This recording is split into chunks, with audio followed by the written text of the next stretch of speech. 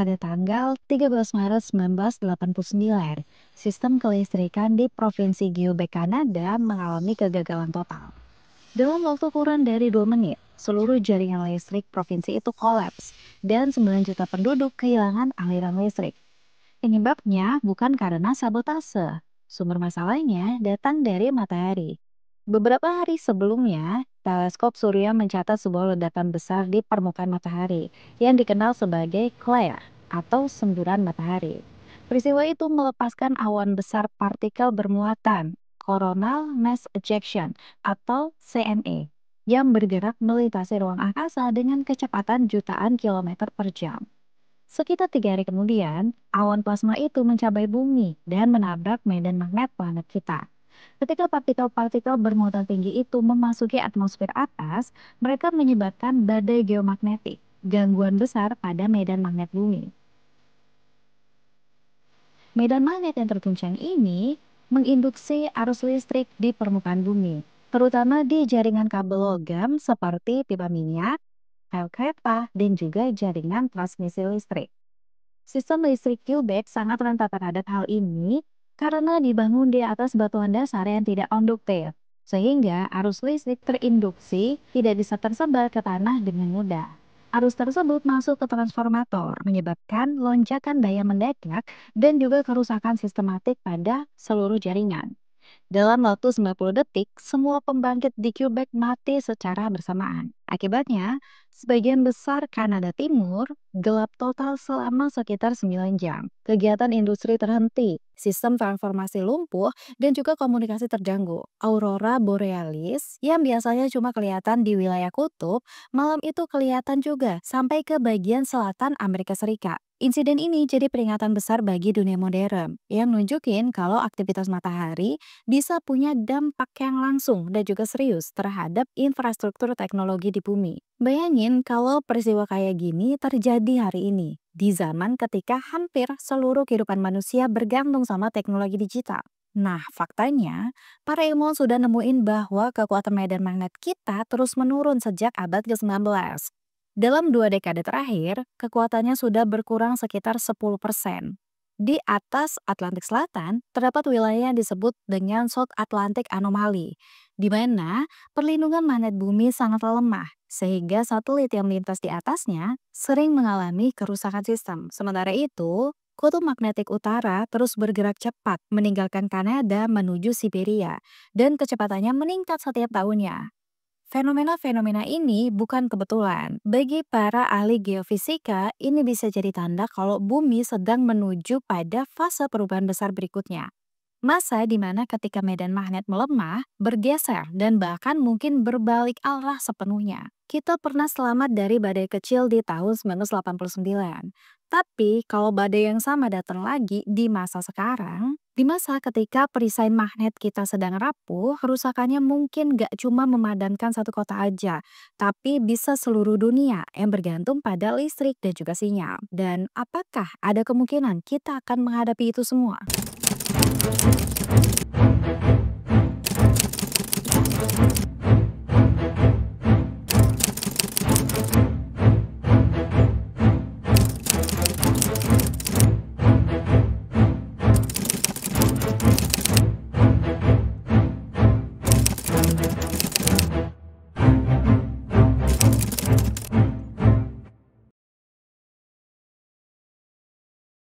Setiap detik, bumi diserang sama partikel berenergi tinggi yang datang dari matahari dan dari luar tata surya. Angin matahari, aliran konstan partikel bermuatan menyapu ruang angkasa dengan kecepatan ratusan kilometer per detik. Tanpa perlindungan, partikel-partikel itu bisa menghancurkan atmosfer, mematikan sistem elektronik, dan membombardir permukaan planet dengan radiasi yang mematikan. Tapi, bumi punya pelindung alami, namanya medan magnet.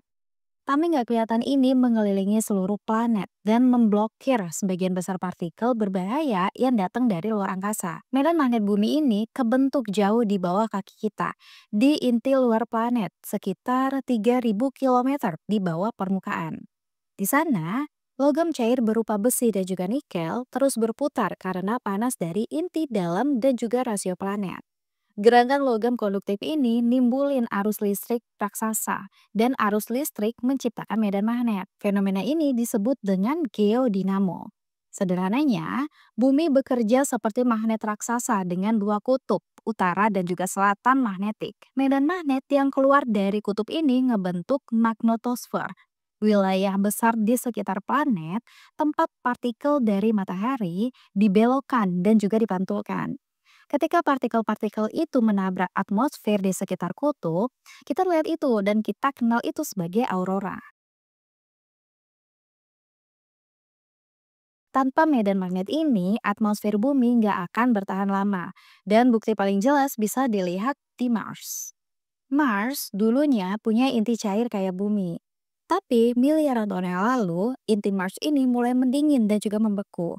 Tanpa inti yang aktif, medan magnet Mars pun menghilang. Ketika perlindungan itu lenyap, angin matahari mulai mengikis atmosfernya sedikit demi sedikit. Hingga cuma tersisa lapisan tipis gas yang gak mampu menahan panas atau air. Planet itu jadi kering, dingin, dan juga tandus. Kita hidup di dunia yang berbeda karena inti bumi masih hidup dan juga berputar. Perisai magnetik itu ngejaga supaya udara tetap tertahan, air tetap mengalir, dan juga kehidupan tetap mungkin ada. Tapi perisai ini nggak selalu stabil. Kadang-kadang dia melemah, bergeser, atau bahkan berbalik arah. Dan itulah yang kini menjadi perhatian para ilmuwan. Tanda-tanda kalau perisai ini sedang berubah. Sejak pertama kali manusia mulai ngegunain kompas, kita ngira arah utara dan selatan itu selalu tetap. Tapi pada kenyataannya, kutub magnetik bumi gak pernah diem gitu aja. Dia terus bergerak, perlahan, karena arus logam cair di inti bumi selalu berubah. Dalam catatan ilmiah selama lebih dari 1 abad, pergerakan kutub ini sudah diamati secara konsisten. Tapi ada hal yang nggak biasa, kecepatannya kini meningkat drastis. Pada awal abad ke-20, kutub magnetik utara berpindah beberapa kilometer per tahun. Tapi kini kecepatannya lebih melonjak, hingga sekitar 34 mil atau 55 kilometer per tahun. Bergerak cepat meninggalkan Kanada dan menuju Siberia. Fenomena ini menimbulkan tantangan bagi sistem navigasi global, dari kompas kapal sampai perangkat GPS yang harus terus diperbarui untuk menyesuaikan arah magnetik yang berubah. Tapi, pergeseran kutub ini bukan satu-satunya tanda kalau ada sesuatu yang terjadi di perisai magnet bumi ini. Di atas Samudra Atlantik Selatan, para ilmuwan nemuin sebuah wilayah yang aneh yang dikenal sebagai South Atlantic Anomaly, anomali Atlantik Selatan. Di area ini, kekuatan medan magnet jauh lebih lemah dibandingin wilayah lain di planet ini. Akibatnya, partikel-partikel bermuatan dari sabuk radiasi matahari bisa menembus lebih dalam ke atmosfer. Bagi manusia di permukaan, efeknya hampir tidak kerasa.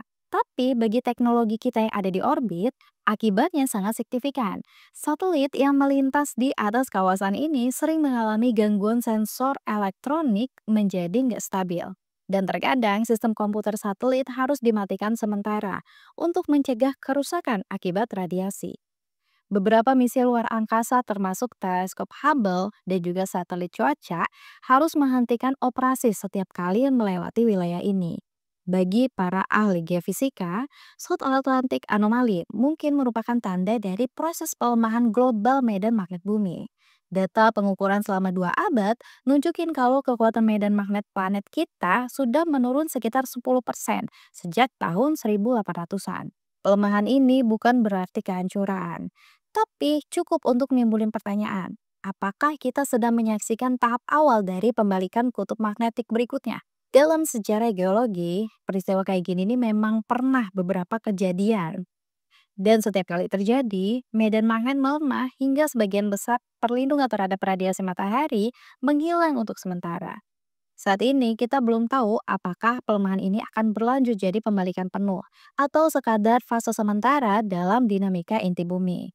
Tapi medan magnet kita memang sedang berubah dan perubahan itu terjadi lebih cepat dari yang pernah diperkirakan. Pada tahun 2014, sekelompok ilmuwan dari Chinese Academy of Science ngelakuin sebuah penelitian di gua di wilayah Guangxi, Tiongkok Selatan. Di sana mereka meneliti stalagmit, batu tetes yang tumbuh perlahan di lantai gua dari air yang menetes selama ribuan tahun. Tapi batu ini bukan sekadar mineral, dia adalah rekaman waktu. Setiap lapisan yang tumbuh di stalagmit ini nyimpan jejak lingkungan masa lalu, termasuk medan magnet bumi. Gimana caranya? Di dalam air yang menetes itu terdapat partikel mineral mikroskopis yang sensitif terhadap arah medan magnet. Ketika air mengendap dan ngebentuk lapisan baru, arah partikel itu membeku, mengikuti arah medan magnet saat itu terbentuk. Lapisan demi lapisan, selama ribuan tahun, terbentuklah catatan alami tentang arah dan juga kekuatan medan magnet bumi. Dan dari sinilah muncul temuan yang mengejutkan. Para peneliti menemukan kalau pembalikan medan magnet tidak selalu berlangsung lambat. Sebelumnya, para ilmuwan mengira kalau proses ini memakan waktu ribuan tahun, bahkan puluhan ribu tahun. Tapi, data dari stalagmit ini nunjukin kalau pergeseran besar dapat terjadi cuma dalam kurun waktu sekitar 100 tahun aja. Dan kalau dalam skala geologi, itu sebentar banget. Temuan ini sejalan sama bukti lain dari sedimen laut dan juga batuan vulkanik di berbagai belahan dunia. Semuanya ngarah ke satu kesimpulan. Medan magnet bumi bisa berubah jauh lebih cepat dan lebih tidak terduga dari yang selama ini kita duga. Dan yang lebih menarik adalah, atau yang mengkhawatirkan adalah, perubahan besar terakhir terjadi sekitar 780.000 tahun yang lalu, saat pembalikan Brusnes-Matoyama terjadi. Nah, apa itu pembalikan Brusnes-Matoyama? Sekitar 780.000 tahun yang lalu, bumi ini mengalami kejadian besar yang disebut dengan pembalikan medan magnet global. Peristiwa ketika kutub magnet utara dan selatan bertukar tempat. Artinya, kalau pada saat itu kamu megang kompas, jarumnya akan menunjuk ke arah selatan, bukannya utara. Peristiwa ini dikenal sebagai pembalikan Brusnes-Matoyama, dinamai dari dua nama ilmuwan, Bernard Brandes, ahli geofisika Prancis yang pertama kali menemukan bukti medan magnet terbalik di batuan vulkanik pada tahun 1906, dan juga Motonori Matoyama, ahli geofisika Jepang yang kemudian membuktikan kalau di masa lampau bumi memang mengalami beberapa kali perubahan kutub magnetik. Gimana para ilmuwan tahu tentang hal ini? Ketika lava dari letusan gunung berapi mendingin, mineral besi di dalamnya merekam arah medan magnet bumi saat itu. Jadi, setiap lapisan batuan vulkanik menjadi semacam rekaman magnetik purba. Ketika para ilmuwan meneliti batuan-batuan dari berbagai zaman ini, mereka menemukan sesuatu yang aneh. Di beberapa lapisan, arah magnetiknya berlawanan dengan arah sekarang. Dari sanalah mereka sadar kalau kutub magnet bumi pernah benar-benar berbalik. Apa sih yang terjadi pada saat itu? Selama pembalikan Brustus Motoyama, kekuatan medan magnet turun drastis, mungkin cuma sekitar 5-10% dari kekuatan normalnya. Proses pembalikan ini nggak terjadi seketika, tapi berlangsung selama beberapa ratus hingga 1000 tahun. Dan ketika itu terjadi, radiasi kosmik meningkat tajam karena pelindung magnet melemah. Aurora mungkin bisa tampak hingga wilayah tropis. Dan ada kemungkinan gangguan besar terhadap iklim dan juga kehidupan. Meskipun belum ada bukti pasti kalau pembalikan magnetik ini bisa menyebabkan kepunahan massal. Nah, pembalikan Brusnes-Matoyama ini adalah pembalikan terakhir yang diketahui dalam sejarah medan magnet bumi.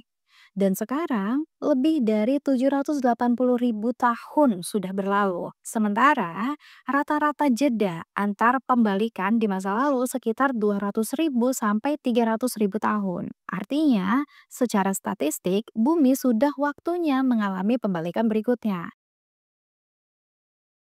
Selain itu, ada juga periode yang disebut dengan Basecamp Event, sekitar 41.000 tahun yang lalu. Ketika medan magnet melemah dan hampir berbalik, tapi kemudian kembali ke posisi semula. Ini disebut dengan pembalikan semu atau geomagnetic excursion. Saat itu, kekuatan medan magnet turun hingga 5% saja dari normalnya.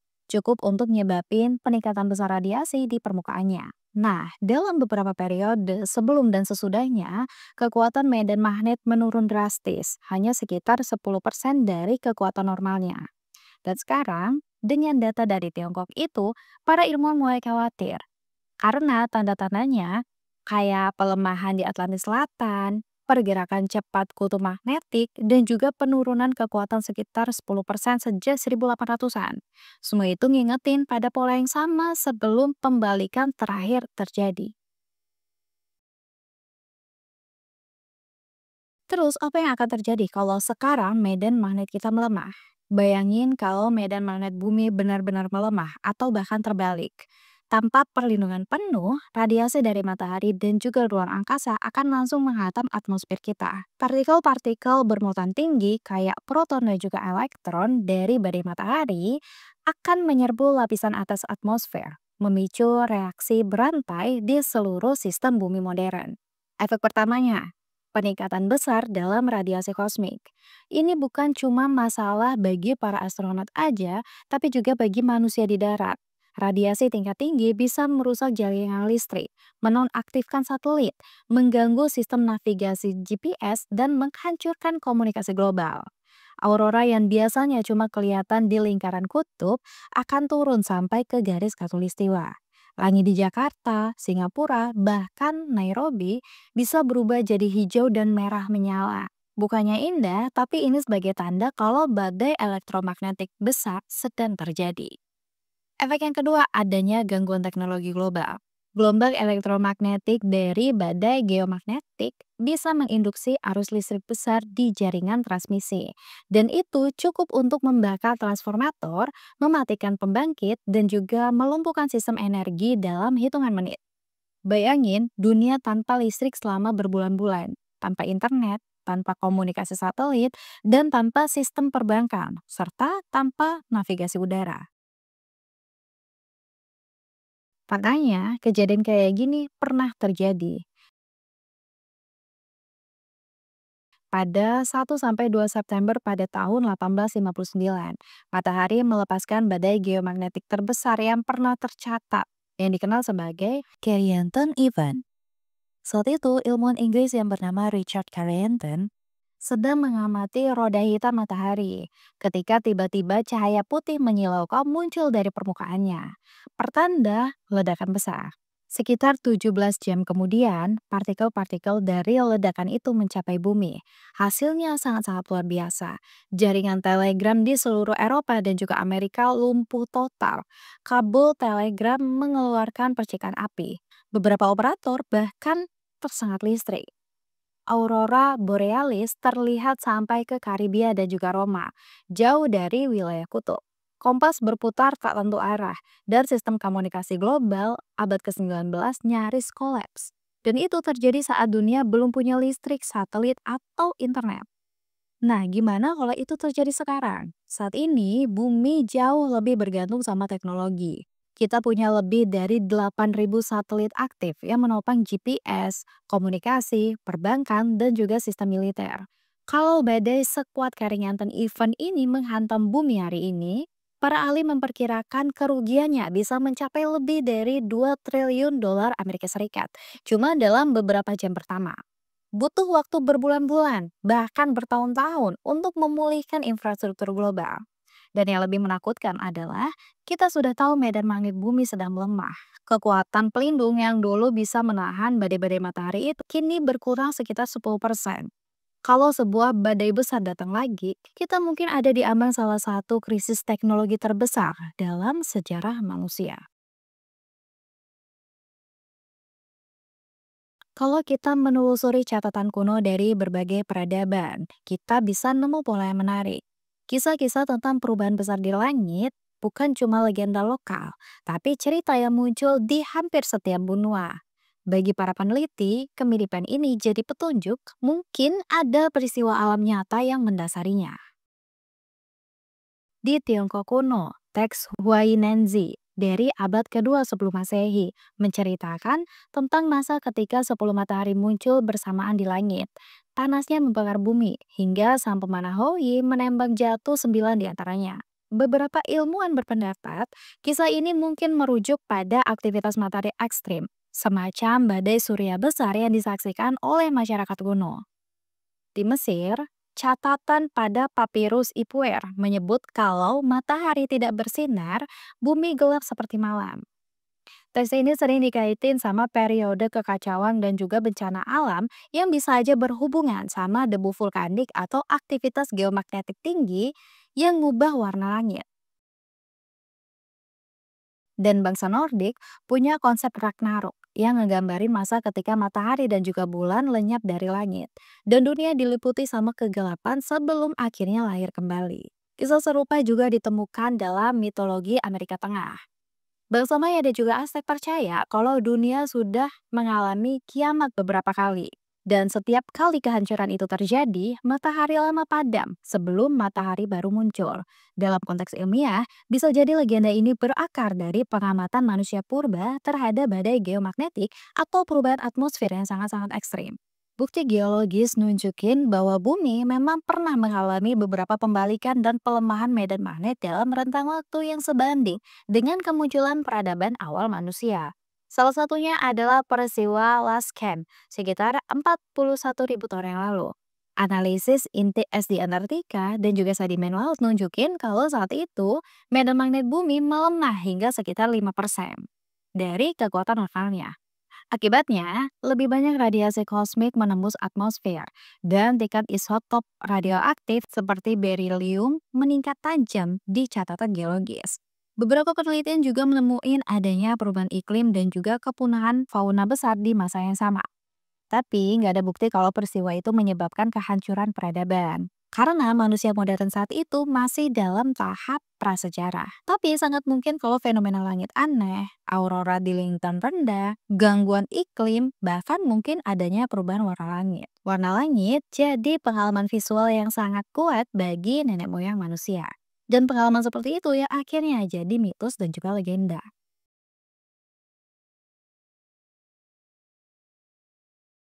Sepanjang sejarah bumi, medan magnet nggak pernah benar-benar stabil. Kutubnya sudah berpindah, melemah, bahkan bertukar tempat berkali-kali. Proses ini adalah bagian alami dari dinamika planet. Hasil dari gerakan logam cair di dalam inti bumi yang terus-menerus berubah. Kini para ilmuwan mencatat kalau medan magnet kembali melemah. Kekuatan globalnya sudah menurun sekitar 10% sejak abad ke-19. Dan wilayah kayak South Atlantic Anomalies nunjukin gejala gangguan yang semakin besar. Kutub magnet utara pun bergerak semakin cepat menuju Siberia, lebih dari 50 km per tahun. Tapi ini bukan akhir dari dunia. Perubahan ini pernah terjadi sebelumnya dan kehidupan selalu beradaptasi. Perbedaannya cuma satu. Sekarang, peradaban manusia sangat-sangat bergantung pada teknologi. Jaringan listrik, komunikasi satelit, navigasi udara, semuanya sensitif sama gangguan geomagnetik. Jadi, pelemahan medan magnet bukan ancaman bagi eksistensi bumi, tapi ujian besar bagi manusia modern. Bumi sudah ngelewatin siklus ini berkali-kali. Pertanyaannya kini bukan apakah medan magnet akan berubah, tapi apakah kita siap ketika itu semua terjadi.